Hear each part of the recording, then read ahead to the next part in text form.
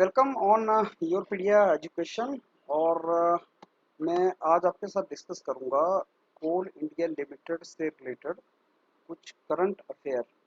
अभी आप लोगों का कोल इंडिया लिमिटेड का रिटन एग्ज़ाम निकला है और उसमें रिटन एग्ज़ाम के बाद इंटरव्यू होगा, जैसा आप जानते हैं। और ये पब्लिक सेक्टर है, तो पब्लिक सेक्टर में जो इंटरव्यू होता है वो टेक्निकल के साथ साथ एचआर भी होता है। और जो मैंने पिछले साल 2017 में बच्चों का हुआ था, उनसे डिस्कशन किया, तो उसमें मेजोरिटी ने मेरे को बताया कि सर नॉन टेक्निकल पार्ट बहुत ज़्यादा आता है। मतलब कोल इंडिया के बारे में बता दो, लेटेस्ट क्या चल रहा है, क्यों ज्वाइन करना चाहते हो, अपने बारे में बता दो। तो एचआर पार्ट बहुत ज़्यादा है और उस एचआर पार्ट में रेलिवेंट करंट अफेयर भी आता है। रेलिवेंट करंट अफेयर मतलब ऐसा नहीं कि आपसे हर कुछ पूछेगा, लेकिन हाँ, जो कोल इंडिया से रिलेटेड, पब्लिक सेक्टर से रिलेटेड है, वो चीज़ें पूछेगा। स्टार्ट करते हैं। मैं आपको बताता हूँ कि इसमें कैसे आपने करना है। सारे का सारा प्रोफेशन क्या इंपॉर्टेंट, सबसे इंपॉर्टेंट टॉपिक्स किस डायरेक्शन में लेके जाना है। सबसे इम्पोर्टेंट अगर मैं न्यूज़ की बात करूं तो रिसेंटली कोविड के चलते, पीछे कोविड के चलते इकोनॉमी स्लम्प आया था। इकोनॉमी बहुत अच्छी नहीं चल रही है और आप जानते हैं सब कुछ शट डाउन हो गया है। तो प्राइम मिनिस्टर ने एक आत्मनिर्भर पैकेज लॉन्च किया था। आत्मनिर्भर पैकेज का मतलब था कि इकोनॉमी को रिसेशन से बाहर निकालना। और इकोनॉमी को रिसेशन से बाहर निकालने का तरीका होता है पैसे पंप इन करना, पैसे डालना इकोनॉमी के अंदर। अब पैसे डालने के लिए पैसे होने भी चाहिए। तो उसमें अभी प्राइम मिनिस्टर साहब ने क्या किया कि 41 कोल ब्लॉक्स को ऑक्शनिंग, बिडिंग के ऊपर लगा दिया कमर्शियल माइनिंग के लिए। जैसे कोल इंडिया लिमिटेड तो पब्लिक सेक्टर है और वो बेसिकली माइनिंग करता है, कोल माइनिंग। बहुत से कोल ब्लॉक्स हैं इंडिया के अंदर, तो उसमें से 41 कोल ब्लॉक्स को प्राइवेट प्लेयर्स, लेकिन हर कोई नहीं, ऐसा प्राइवेट प्लेयर जो ऑलरेडी इस चीज से रिलेटेड है, वो मैं अभी डिस्कस करता हूँ। 41 कोल ब्लॉक्स को कमर्शियल माइनिंग के ऊपर लगाया। इंटरव्यू में क्वेश्चन हो सकता है कि ये सही है प्रोसेस या गलत है, कमर्शियल माइनिंग सही है या गलत है। तो आपने गवर्नमेंट के डिसीजन को गलत नहीं बोलना, आपने बोलना वो सही है सर। कोल इंडिया भी अपना काम करता रहेगा और कमर्शियल माइनिंग है, तो इससे जो इंडिया है वर्ल्ड का लार्जेस्ट प्रोड्यूसर तो है ही कोल मैन्युफैक्चरर का, सी आई एल के थ्रू, लेकिन एक्सपोर्टर भी बन जाएगा। तो एक्सपोर्टर बनेगा तो हम अपने नेचुरल रिसोर्स का एफिशिएंट यूज कर पाएंगे और उससे हमारे पास इकोनॉमी बूम आने के चांस हैं। तो हम इस तरीके से उसको जस्टिफाई करेंगे। अभी प्राइम मिनिस्टर ने ऑक्शनिंग लॉन्च किया है कमर्शियल माइनिंग का। और unleashing coal new hopes of Atmanirbhar Bharat, ये उसका नाम दिया है। जो ऑक्शन प्रोसेस का नाम दिया वो ये है, अनलैशिंग कोल न्यू होप फॉर आत्मनिर्भर भारत। तो आत्मनिर्भर भारत के बारे में थोड़ा सा आइडिया हमें होना चाहिए। कोल मिनिस्टर कौन है, याद करना है, प्रहलाद जोशी जो है कोल मिनिस्टर है। और उन्होंने पहले भी अलाउ किया था, ये बोला था कि हम अब इस सेक्टर को, कोल सेक्टर को इन्वेस्टमेंट के लिए खोल देंगे, जो कि एक अच्छी चीज़ है। फ्री ट्रेड कोल का हम अलाउ करेंगे और ये कोयले की फील्ड में सबसे बड़ा रिफॉर्म है आज तक का। कोयला और माइनिंग सेक्टर जो है वो बेसिकली हम उसके थ्रू, अगर कोयला और माइनिंग सेक्टर को हम अच्छे तरीके से इसको यूटिलाइज करते हैं रिसोर्सेज को, तो इंडिया कोल की डायरेक्शन में सेल्फ रिलायंट हो जाएगा। इसमें कुछ रिफॉर्म्स की भी जरूरत है। कौन है हमारे कोल मिनिस्टर, प्रहलाद जोशी, नाम याद रखना है। आत्मनिर्भर भारत से कैसे रिलेटेड है ये याद रखना है। पहले जितने भी कोयले की माइनिंग होती थी वो रिस्ट्रिक्टेड होती थी, पब्लिक सेक्टर के अंडर ही होती थी, उसका प्रोसेस बहुत ओपन नहीं था और इसमें प्राइवेट प्लेयर्स को चांस नहीं था आने का। लेकिन अब जैसे जैसे ये प्राइवेट प्लेयर्स के लिए इसको ओपन कर रहे हैं, तो और एफिशिएंट तरीके से एफिशिएंसी पैरामीटर्स बढ़ जाएंगे और इससे कोल माइनिंग और एफिशिएंटली की जा सकती है। 100% foreign direct investment automatic route के साथ अलाउ कर दी गई है इसमें। Automatic route means fast route है, अगर कोई जाना चाहता है फॉरेन डायरेक्ट इन्वेस्टमेंट अगर आना चाहता है इसमें, तो 100% है।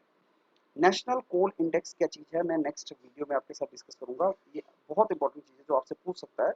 और नेशनल कोल इंडेक्स के बारे में हम डिस्कशन डिटेल में करेंगे। इस इन्वेस्टमेंट से आपको एक चीज़ और यहाँ पे याद रखना है कि ये जो प्राइम मिनिस्टर साहब का आत्मनिर्भर पैकेज के अंडर कोल माइनिंग को बेसिकली कमर्शलाइज करने का डिसीजन है, इससे 33,000 करोड़ रुपया आएगा और 2.8 लाख लोगों को जॉब मिलेगी। और 33,000 करोड़ जो है वो 20,000, जो हमारा 20 लाख करोड़, ये आई थिंक 20 लाख करोड़ का जो पैकेज एक प्राइम मिनिस्टर साहब ने अनाउंस किया था, उसके अंडर ये जाएगा और ये आत्मनिर्भर पैकेज का पार्ट बनेगा। अब इसमें अलग अलग कैटेगरीज हैं ऑक्शनिंग की, स्मॉल मीडियम लार्ज कैटेगरी पे ऑक्शनिंग किया जाएगा। और गवर्नमेंट ने commercial mining revenue sharing basis के ऊपर रखा है, मतलब जो इसमें से रेवेन्यू आएगा कमर्शियल कंपनी को, उसका कुछ परसेंट जो है वो गवर्नमेंट ऑफ इंडिया को जाएगा। तो फाइनेंस मिनिस्टर निर्मला सीतारमन ने ये पहले ही डिस्कस किया था कि इस तरीके से हम कुछ करने वाले हैं कोविड हिट इकोनॉमी को बाहर निकालने के लिए। तो basically percentage sharing revenue basis पे गवर्नमेंट के साथ ये डिस्कशन हुआ है। अब इसमें एक चीज याद रखना आप कि कोई भी फॉरेन प्लेयर्स को बिडिंग नहीं करने दी जाएगी, ये इसमें एक इम्पॉर्टेंट पार्ट है। फॉरेन प्लेयर्स में बिडिंग नहीं कर सकते। अब इसमें कोल इंडिया लिमिटेड का क्या स्टेटमेंट आया? पहले तो कोल इंडिया लिमिटेड के जो चीफ हैं, चेयरमैन हैं, प्रमोद अग्रवाल जी हैं, उन्होंने ये बोला कि पब्लिक सेक्टर है कोल इंडिया लिमिटेड और कोल इंडिया लिमिटेड अपने जो ब्लॉक्स हैं उन पे कमर्शियल माइनिंग करता रहेगा। तो कोल इंडिया लिमिटेड की कमर्शियल ब्लॉकिंग को नहीं छेड़ा गया है।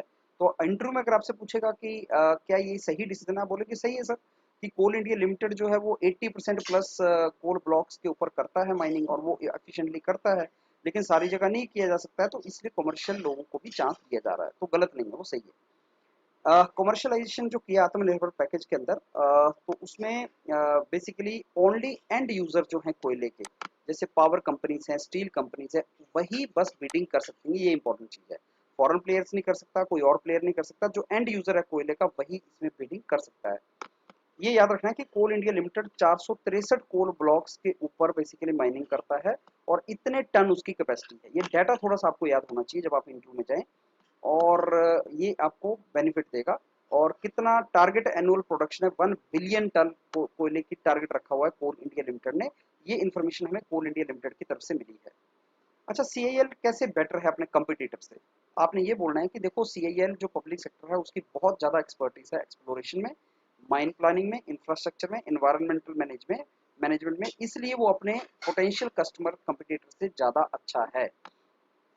अब कोयले की और रिन्यूएबल एनर्जी का इंडिया और वर्ल्ड ओवर में क्या सिचुएशन है, ये एक डिबेट का क्वेश्चन बन जाएगा कि भाई आजकल तो कोयला कोई यूज नहीं कर रहा है और तुम जो है वो कोयले की बात कर रहे हो।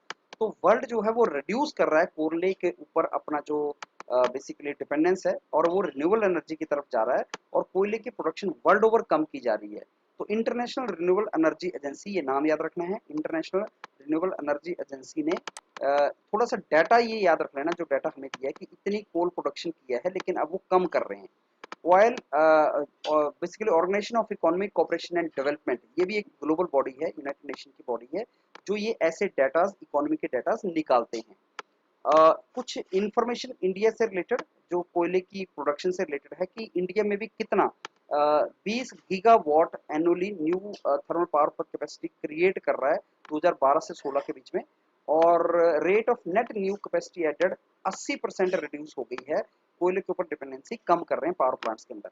लेकिन अभी भी इंडिया ग्रोइंग इकोनॉमी है और कोयला ही एक ऑप्शन है हमारे पास, जिससे हम ये बेसिकली इकोनॉमी को रन कर सकते हैं। तो बाद में मैं आपको बताऊंगा कि कोल इंडिया लिमिटेड रिन्यूएबल एनर्जी की डायरेक्शन में भी बहुत काम कर रहा है। तो अगर क्वेश्चन आया कि भाई रिन्यूएबल एनर्जी की तरफ जा रहा है सब कुछ, तो कोल इंडिया लिमिटेड का क्या फ्यूचर है? आंसर है सर, कोल इंडिया लिमिटेड भी रिन्यूएबल एनर्जी की तरफ जा रहा है, वो मैं आपसे डिस्कस करूंगा। आत्मनिर्भर भारत बोलते हैं self reliant India, making India self reliant, अपने आप अपनी डिपेंडेंस, किसी और के ऊपर डिपेंडेंट नहीं होना है। ये आत्मनिर्भर का जो नाम आया, ये सबसे पहले मई 2020 में आया, जब इकोनॉमी हिट कर गई कोरोना वायरस के चलते, इकोनॉमी बैठ गई। तो गवर्नमेंट ने फिर वहां पे डिसाइड किया कि हम अपने MSME, medium small micro enterprises को हम पैसा डालेंगे, जिससे वो इकोनॉमी ग्रो कर सकें, वो इंडिया में ही प्रोड्यूस कर सकें। खासकर जब चाइना के साथ भी हमारा इशू चल रहा है, तो अब हम ज़्यादा से ज़्यादा अपने ऊपर सेल्फ डिपेंडेंट होना चाहते हैं। डिफेंस सेक्टर में फॉरेन डायरेक्ट इन्वेस्टमेंट के लिए इनवाइट कर रहे हैं, और भी अब हम चाहते हैं कि इंडिया के ही लोग, जैसे मेक इन इंडिया का ही मॉड्यूल इसके इसके ऊपर चले। जैसे एक एग्जांपल दिया है कि पर्सनल प्रोटेक्टिव इक्विपमेंट, जो बेसिकली कोरोना वायरस के टाइम पे चाहिए, तो पहले इंडिया में बहुत नहीं बनते थे, लेकिन अब इंडिया में बहुत ज़्यादा प्रोड्यूस होने लगे हैं। इवन सेकंड आफ्टर चाइना हमने इसको प्रोड्यूस करना स्टार्ट किया है। और एक आईआईटी एल्यूमिनी काउंसिल है, जिसमें लार्जेस्ट फंड इंडिया में आया है 21,000 करोड़ रुपए का, जो सेल्फ रिलायंट को बेसिकली आगे प्रोसीड करेगा। आत्मनिर्भर भारत जो है वो उसका एक उन्होंने स्लोगन दिया है कि वोकल फॉर लोकल, लोकल मतलब अपने आप हम प्रोड्यूस करेंगे और उसमें आगे प्रोसीड करेंगे।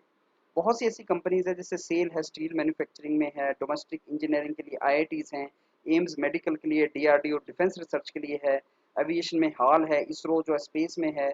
तो ये सारी की सारी कंपनीज अपनी डोमेन में प्रोसीड करेंगी। सिमिलरली कोल इंडिया लिमिटेड सेल्फ रिलायंट इन कोल प्रोडक्शन, वो हमारा रहना चाहिए। चाइनीज प्रोडक्ट का भी पीछे, ऐसे आप जानते हैं, ऐप हमने बैन किया है, 59 ऐप्स को बैन किया है। पावर सेक्टर से भी चाइनीज को निकाला है, तो वो भी एक बेसिकली उस डायरेक्शन में आत्मनिर्भर भारत की डायरेक्शन में एक स्टेप है। ये 5 पिलर हैं सेल्फ रिलायंट इंडिया के, थोड़े से इनको हमें देखना है क्या क्या पिलर्स हैं और क्या हम चाहते हैं, और इसी डायरेक्शन में मैं डिटेल में आपके साथ ये सब डिस्कस और आगे करता रहूंगा, एक एक टॉप पॉइंट हम डिस्कस करेंगे। बट ये समझ लो कि कोल इंडिया के लिए तुम्हें कुछ इन्फॉर्मेशन, कुछ नॉलेज तुम्हें चाहिए इंटरव्यू में जाने से पहले, हल्का सा पता हो लेकिन आप आंसर दे पाए। ये अगर आपको पीडीएफ चाहिए तो ये गूगल फॉर्म में आप अपना मेल अकाउंट, मेल नंबर जरूर भर देना, जिसमें आपको पीडीएफ मिल जाएगा, फ्री पीडीएफ आपको मैं भेजता रहूंगा। Thank you.